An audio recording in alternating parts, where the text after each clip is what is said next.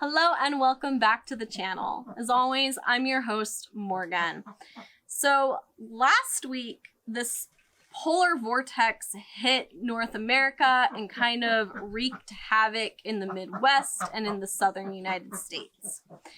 The result of this was that millions of people ended up without power, and specifically in Texas, this was a massive problem, and at least at time of recording, we are still seeing issues with keeping power on. People are still needing to boil water and a whole bunch of other problems.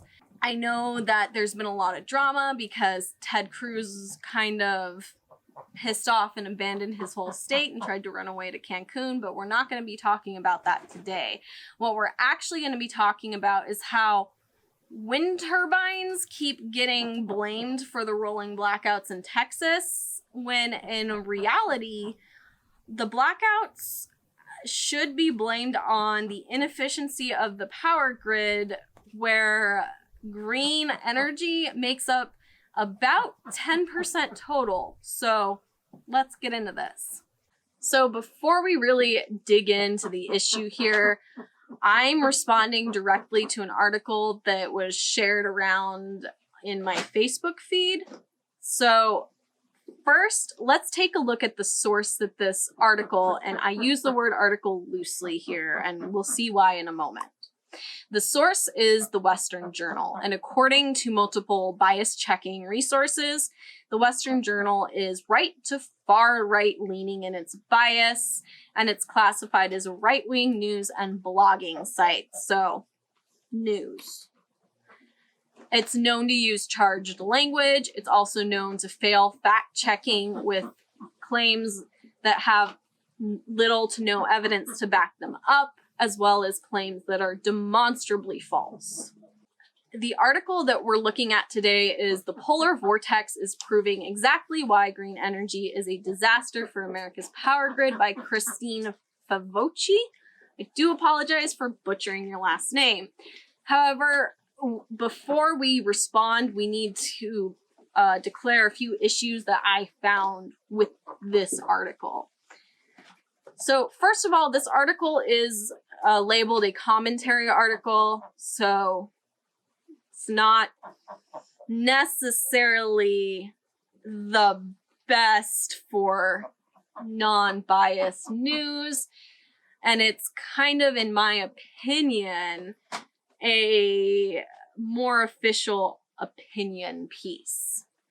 This article uses a lot of sources that are either unreliable or confusing. So it does source back to a CNN article. However, the only use of this CNN source is to confirm the existence of the frigid temperatures in the polar vortex, which is a little confusing because why didn't you just pull it directly from the National Oceanic and Atmospheric Administration? I do not know. Another source is a tweet by Alex Epstein, who is an author and the founder of the Center for Industrial Progress, which is a pro-fossil fuel think tank, so there's no bias there at all. And the particular tweet uses a screenshot from the Electric Reliability Council of Texas, ERCOT, to make a pro-fossil fuel argument. However, he's not really using the information there, but I digress. There's a source from Center of the American Experiment, which is a conservative think tank. So, you know, they're just using the most unbiased, most scientific sources they possibly can. And the article, if you actually read it, doesn't say the point that they're making at the point that they use that source. So confusing at best. And then their final source is, oh my gosh, guess what? Another Western Journal article. So the problem with that one should be quite obvious. All right, so let's respond to their points. We're not going to read the actual article. It is linked down below if you want to read it. But again, article. We use that word loosely, and their paragraphs aren't paragraphs. They're more run-on sentences than paragraphs. But that's just me being petty. So, point 1. Green energy sources rely on good fortune, clear skies, and proper wind velocity. Solar and wind are actually not the only sources of green energy. We have things like hydro and geothermal, and those are only 2 more examples that actually don't rely on clear skies, good fortune, and proper wind velocity. So if you're going to make that argument, I think that you should probably look into green energy as a whole if you're going to make that broad of a claim. Basically, your claim is a massive oversimplification of green energy in general, and you're using this to make it look like an idealistic fantasy, which you basically say that later in the article. So we're gonna actually look at green energy in future videos, just because solar and wind energy are not all that's out there as far as renewable energy goes. Point number 2, generating energy has become an issue for areas relying on solar and wind power. Are you suggesting that Texas relies on solar and wind power? Because, oh buddy, do I have news for you. Texas does actually not rely primarily on solar and wind power. In fact, if you look at this chart from the U.S. Energy Information Administration, you see that Texas primarily generates its energy with natural gas, which, spoiler alert here, the natural gas lines in Texas actually ended up freezing because of improper winterizing, which is your main problem here with your power grid. But we'll get into that in a second. Looking more in depth at this chart, we'll see that the non-hydroelectric renewables, so your wind and your solar, actually generate less than half of the electricity generated by natural gas in the state of Texas. And coal generates slightly less than those renewables. However, renewables in general make up a very small percentage of the power grid in Texas. So what is your point here if we're talking about the blackouts in Texas? Point number 3, wind turbines in Texas froze, overtaxed the power grid, and caused the blackouts. Okay, first of all, we've got some quotes here that should be popping up on the screen, and I have helpfully circled the important parts in bright yellow. So, according to the Houston Public Media, the Texas power grid is actually designed to handle high demand in the summer when a lot of people are running the air conditioning. However, in the winter, some power sources actually go offline because they're not expecting high demand. And according to both NPR and Houston Public Media, wind turbines were iced over, but the power stations that were knocked out that ultimately caused the rolling blackouts primarily ran on coal, natural gas, or nuclear energy, which, in case you didn't know, are not renewables and are not wind turbines. So the wind turbines being iced over were incidental. They were not the main cause of the blackouts. They're just a convenient little scapegoat so they don't have to admit that their natural gas lines are not properly winterized and froze over, and Texas ended up being screwed over by the fossil fuels that they love so much. Again, not everyone in Texas, but the people running the power grids and the public servants of the state primarily. Point number 4. Solar and wind produced a fraction of what natural gas produced on a specific day during the polar vortex event. So what?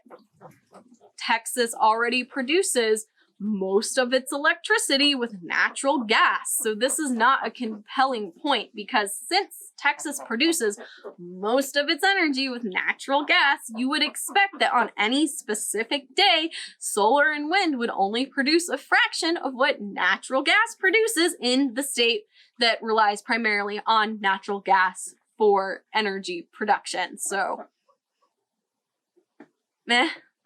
what's the point here? Point number 5, in the energy game, coal and clean natural gas are the clear winners. Okay, first of all, natural gas is not a clean energy source. It has been pushed as a clean energy source by the right-wing propaganda mills to justify fracking, which is a whole nother issue that I don't have time to rant about right now. Second of all, the data that's being used comes from a state that already produces the majority of their energy from coal and natural gas. So what exactly is your point? That you're using biased data? Because that's a point, and you're not making a compelling argument. Argument number 6, green energy is unreliable and creates more pollution through the disposal of broken equipment. I didn't order this word salad, so I'm not really sure what to make of it, since you also have no source to back that up, nor can I find any actual data that shows green energy being more polluting than fossil fuels. So until you can provide me your source material, I would like to send this word salad back to the kitchen, please. Point number 7, and the last point they actually make during their last couple of paragraphs. Sustainable is a buzzword used by the left. Okay, so sustainable is actually a word to describe the future that is very much possible if the work is actually put in to get us there. Sustainable is a future that every other nation, for the most part, is committed to moving towards. And who cares if sustainable is a word that gets people excited? Because it's a future that we really should be striving for, since fossil fuels are literally killing the planet and causing catastrophic climate change. Also, this is a couple of sentences or paragraphs, because you seem to think that a sentence is a paragraph. After where you called John Kerry, who is the U.S. presidential envoy for climate, and I quote, President Biden's climate czar.